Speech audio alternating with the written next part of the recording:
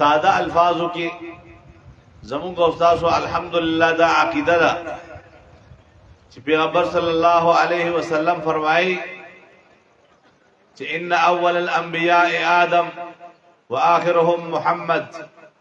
انبیاء کې د ټولو نه مخکې آدم علیه السلام راغلي دي او د ټولو نه اخر کې بیا محمد صلی الله علیه وسلم راغلي. کله چې د محمد صلی الله علیه وسلم نوم راشي نو ټول په شوق سره صلی الله علیه وسلم وایي او رسول الله صلی الله علیه وسلم فرمایل كنت نبيا وآدم بين الماء والطين.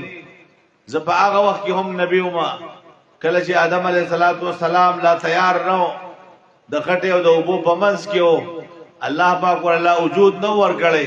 زه د هغه وخت نبی ما نو پیغمبر صلی الله علیه وسلم د اول نبی دی او تر اخره پورې به نبی وي. د پیغمبر علیه السلام نه پس بل پیغمبر راتلو والا نشتا. زموږ دا عقیده ده چې آدم علیه السلام اولنی د الله نبی دی. څنګه چې اول دی ته وایي چې دا غي نه مخکې سنئ اخر دی ته وایي چې دا غي نه بعد بسنئ. پیغمبر علیه السلام اخرنی نبی دی معنا دا ده چې دنه پس بل پیغمبر راتلو والا نشتا. دا عقیده د کول دا په هر مسلمان نارینه او زنانه باندې فرض دي څنګه چې مونږ فرض دي.